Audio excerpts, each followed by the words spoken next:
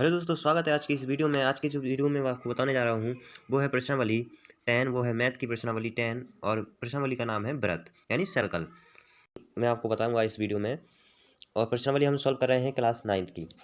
ठीक है, तो सबसे पहले जानते हैं व्रत क्या होता है। व्रत जो है गोल आकार का होता है। व्रत हमारा कुछ इस प्रकार से रहता है। ठीक है, तो अब देखिए, सबसे पहले तो हमने जान लिया है कि व्रत क्या होता है। व्रत की परिभाषा होगी, व्रत एक समतल में स्थित उन बिंदुओं पर समुच्चय होता है जो समतल में दिए गए एक स्थिर बिंदु से दी गई नियत दूरी पर होते हैं। ठीक है, तो ये है व्रत की परिभाषा। अब जानते हैं कि व्रत का केंद्र। व्रत का केंद्र जो है उसके बिल्कुल सेंटर में होता है, बिल्कुल बीचों बीच। ठीक है, बिल्कुल बीचों बीच में होता है व्रत का केंद्र। अब जानते हैं व्रत की त्रिज्या। तो जो व्रत की त्रिज्या है वो यहाँ से व्रत का केंद्र से यहाँ तक की दूरी इस प्रकार से, तो यहाँ तक की ये दूरी कहलाती है त्रिज्या। ठीक है, इसे बोलते हैं त्रिज्या। इसे आर से प्रदर्शित करते हैं प्रत्येक बिंदु की नियत दूरी।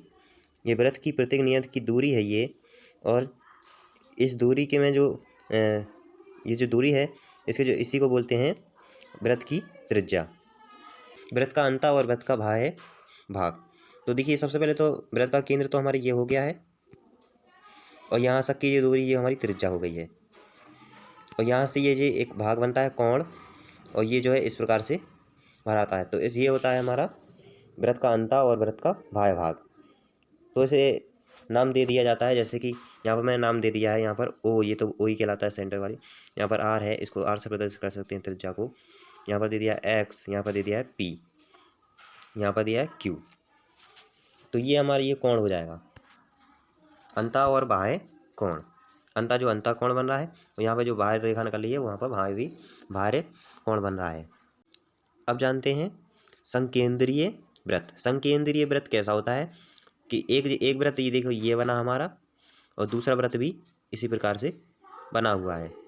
इसका ये सेंटर है, बीच का भाग, और यहाँ से ये एक त्रिज्या है, और यहाँ व्रत का ये होता है, इसको बोलते हैं संकेंद्रीय व्रत। इसकी हो जाती है कि एक ही केंद्र वाले दो या दो से अधिक व्रतों की संकेंद्रीय व्रत कहते हैं। यानी एक जो ऊपर का व्रत बना हुआ है, एक जो व्रत बना हुआ है यहाँ पर, और इसके जो अंदर एक और व्रत बना हुआ है, और फिर उसके सेंटर से जो त्रिज्या है वो इसी को बोलते हैं संकेंद्रीय व्रत। अब है व्रत की चाप। तो सबसे पहला तो हमारा ये व्रत का केंद्र होता है। चाप क्या होती है, ये दो बिंदु हैं हमारे। तो ये दो प्रकार की चाप होती है, लघु चाप और दूसरी होती है दीर्घ चाप। तो लघु चाप यानी छोटी चाप, जैसे कि ये और ये हो गई लघु चाप। और दीर्घ चाप कैसे हो जाएगी, एक ये, तो ये हो गई हमारी दीर्घ चाप। दीर्घ यानी बड़ी चाप और लघु चाप माने छोटी चाप। अब जानते हैं व्रत की जीवा। व्रत की जीवा क्या होती है, व्रत के दो जो बिंदु को मिलने वाला रेखाखंड को हम बोलते हैं व्रत की। यहाँ की जो बिंदु है, एक ये बिंदु एक ये बिंदु, और ये जो रेखा मिल रही है रेखाखंड, तो इसी जो रेखाखंड मिलने को बोलते हैं हम व्रत। इसको बोलते हैं व्रत की जीवा।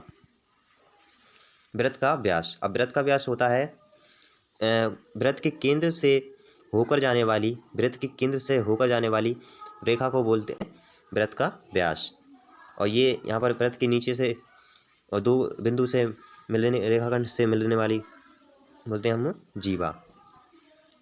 अब है कि व्रत का अर्धव्रत। अर्धव्रत क्या है कि जैसे कि बिंदु से होकर जाने वाली एक रेखा है, तो इसको जो विभाजित करती है, तो ये हो गया एक, ये हो गया हमारा अर्धव्रत। इसको बोलते हैं अर्धव्रत, इसे बोलते हैं अर्धव्रत। यानी जो आधा भागों में बांट रही है एक व्रत को, इसको बोलते हैं अर्धव्रत।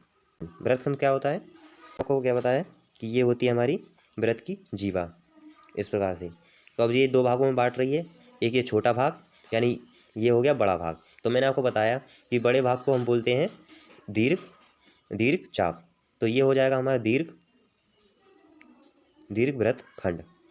दीर्घ व्रत खंड, व्रत खंड जान रहे हैं ना हम, तो इसके खंड कर दिए, एक ये हो गया खंड, एक ये हो गया खंड।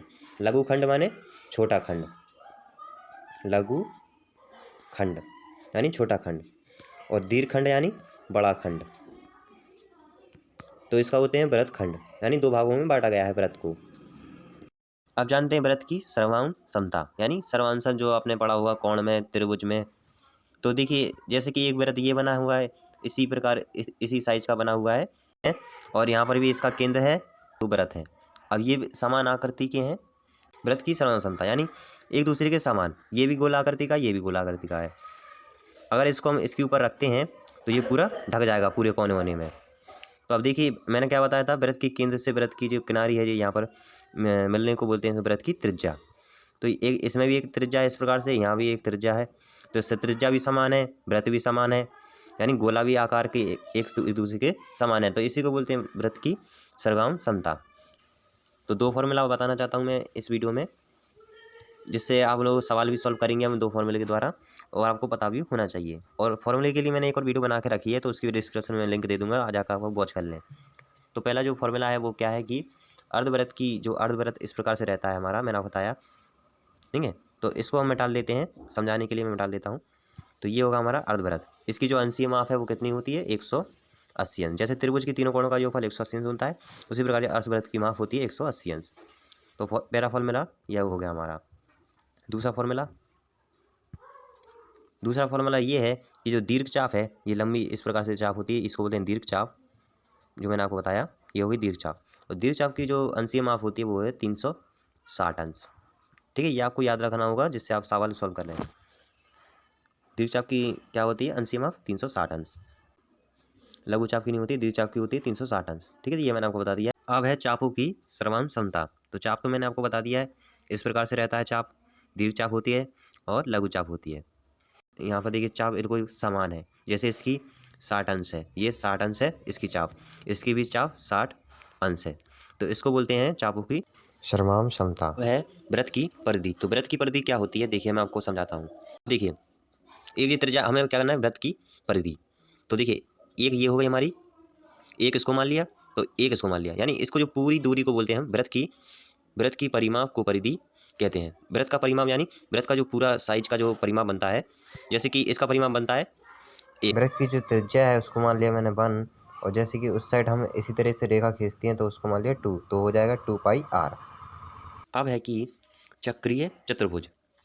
तो चक्रीय चतुर्भुज क्या होगा, व्रत में यानी चक्रीय यानी गोल, जैसे कि गोल ये व्रत बना हुआ है, आप लोग देख सकते हो बना हुआ है ना, चक्र के अंदर बना हुआ, यानी चक्र के समान तो है ही व्रत, तो चक्र के अंदर चतुर्भुज यानी चतुर्भुज, चक्र के अंदर चतुर्भुज बना हुआ है, तो इसे ये हो गया हमारा चक्रीय चतुर्भुज है। जैसे कि यहाँ पर नाम है ए, यहाँ पर है बी, यहाँ पर है सी, यहाँ पर है डी, ठीक है। तो ये हो गया हमारा चक्रीय चतुर्भुज। हम लोगों ने अब व्रत के बारे में जान लिया, व्रत क्या होता है, व्रत की चाप, व्रत की जीवा, ये सब जान लिया है। अब मैं आपको प्रश्नावली ए बताता हूँ, 10 का ए। तो सबसे पहले जो प्रश्नावली है उसमें सबसे पहले खालिस्तान दिए हुए हैं, तो मैंने उन्हें भर भी लिए हैं, लेकिन बस अब मुझे आपको समझाना है। तो पहला देखिए यहाँ पर देख सकते हो खालिस्तान है, खालिस्तान यहाँ पर लिखा हुआ है, ऊपर लिखी है प्रश्नावली 10A। अब पहला है जो व्रत का केंद्र व्रत के में स्थित होता है, यानी यहाँ पर लिखा हुआ है अभ्यंतर। तो देखिए अभ्यंतर क्या होता है, पूरा इसके जो आसपास का भाग होगा, ये जो पूरा भाग होगा, ये तो व्रत है, व्रत की इतना हम छोड़ देंगे, और ये व्रत का जो ऊपर ये सारा भाग होगा इसको बोलते हैं हम अभ्यंतर। तो व्रत का केंद्र व्रत के अभ्यंतर में स्थित होता है। अभ्यंतर यानी व्रत के बीचों बीच, यानी ये जो इसको बोलते हैं व्रत का अभ्यंतर, ये जो जगह है, बस ये सेंटर को छोड़ के, सेंटर में तो क्या कि व्रत का केंद्र होता है, तो इसी को बोलते हैं व्रत का अभ्यंतर। दूसरा प्रश्न है, एक बिंदु जिसकी व्रत के केंद्र से दूरी त्रिज्या से अधिक हो व्रत के बहिष भाग में स्थित होता है। बहिष भाग में, जैसे कि व्रत की ये हो गई त्रिज्या, ये है त्रिज्या इस प्रकार से होती है, इसे r से प्रदर्शित करते हैं त्रिज्या को।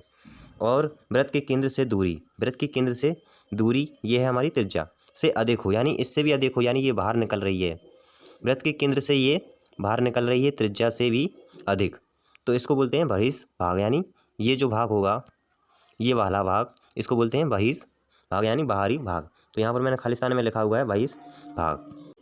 अब तीसरा है, व्रत की सबसे बड़ी जीवा व्रत का व्यास होता है। तो जैसे कि मैंने आपको बताया, व्रत की जीवा ये होती है नीचे की साइड व्रत की, तो ये होती है जीवा, और व्रत का व्यास होता है कि व्रत की बिंदु से गुजरने के निकलने वाली हम बोलते हैं व्रत का व्यास। तो व्यास की देखिए रेखा बड़ी हो गई, ये छोटी हो गई और ये बड़ी हो गई। तो यहाँ पर होगा कि व्रत की जीवा से बड़ी व्रत की सबसे बड़ी जीवा का व्रत होता है, उसका बोलते हैं व्यास। व्यास सबसे बड़ा होता है, जीवा छोटी होती है। अब जो प्रश्न है, एक चाप अर्धवृत्त होता है।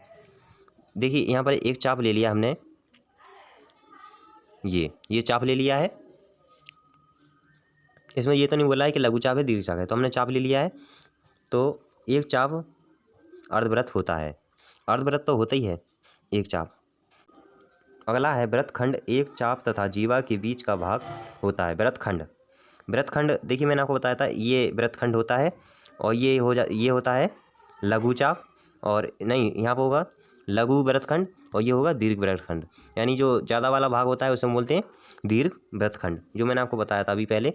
तो उसमें क्या कह रहा है कि वृत्त एक चाप तथा जीवा के बीच का भाग होता है। जीवा, तो जीवा भी यही है, ऐसी होती है जीवा भी, यहीं पर गुजर से ऐसी रहती है जीवा भी। तो ये जीवा है, ये हो जाएगी बीच का भाग। तो जीवा यानी जो रेखा है इसको वृत्तखंड है, और ऐसे ही जीवा भी रहती है, तो ये भी हो जाएगा बीच का भाग। एक वृत्त जिस तल पर स्थित है उसे 3 भागों में विभाजित किया गया है। ये खाली स्थान है, ये ठीक है 3, ये खाली स्थान है, इसे आप भर लीजिए और कॉपी में नोट कर लीजिए। 3 तिलिकियाँ, यानी जो मैंने आपको बताया था, 1 2 3 तिलिकियाँ, 3 इन्हीं पर ये जो है वृत्त का जो भाग वृत्त है उसका तल उसे भागों में विभाजित किया गया है। अब है सत्य असत्य, ठीक है। तो सबसे पहले मैं ये पहला वाला पढ़ता हूँ कि पहला लिखा है कि केंद्र को वृत्त पर किसी बिंदु से मिलने वाला रेखाखंड वृत्त की त्रिज्या होती है। ये मैंने आपको बताया, देखिए जैसे ये वृत्त है, ये वृत्त है। अब यहाँ से जो इसकी है बिंदु है यहाँ पर इस प्रकार से। अब यहाँ से जो रेखा खींची हमने, उसमें कह रहा है पहले में रेखाखंड वृत्त की त्रिज्या, यहाँ से यहाँ तक की हमने रेखा खींची। अब ये दूरी क्या कहलाएगी, त्रिज्या, जो मैंने आपको बताई थी। तो यहाँ पर लिखा हुआ है सत्य, यानी ये सही है। अगला है एक वृत्त में समान लंबाई की परिमित जीवाएँ होती हैं, ये असत्य है। यदि एक वृत्त को 3 बराबर चापों में बांट दिया जाए तो प्रत्येक भाग दीर्घ चाप होता है। नहीं होगा दीर्घ चाप, क्योंकि अगर हम वृत्त को 3 भागों में बराबर भागों में बांट दिया जाए तो दीर्घ चाप नहीं होगा। अगला है वृत्त की एक जीवा जिसकी लंबाई त्रिज्या से 2 गुनी हो वृत्त का व्यास होता है। तो ये हो गया सत्य, जो मैंने आपको बताया था अभी, वृत्त की जीवा की लंबाई त्रिज्या से 2 गुनी हो तो होता है वृत्त की। अगला है त्रियाखंड जीवा एवं संगत चाप के बीच का क्षेत्र होता है। गलत, त्रियाखंड जीवा संगत कोण के चाप के बराबर क्षेत्र नहीं होता है। अगला है वृत्त एक समतल आकृति है, जो मैंने आपको परिभाषा बताई थी वृत्त का, उसमें कहा था मैंने वृत्त एक समतल आकृति है। ना ज़्यादा समतल मतलब कि यहाँ पर ऐसी निकली हुई है, टेढ़ी मेढ़ी नहीं है, एकदम समतल है, एकदम गोल आकर की। तो ये हो गया सत्य। मैं आशा करता हूँ कि आप लोगों को आज की जो प्रश्नावली 10A है आपको अच्छे से समझ में आ गई होगी, और मैंने वृत्त के जो आपको समझाया वृत्त के बारे में वो भी आपको अच्छे से आ गया होगा। चैनल में पहली बार तो सब्सक्राइब कर लीजिए, साथ ही press the all bell icon, ताकि आपको लेटेस्ट वीडियो की नोटिफिकेशन मिलती रहे।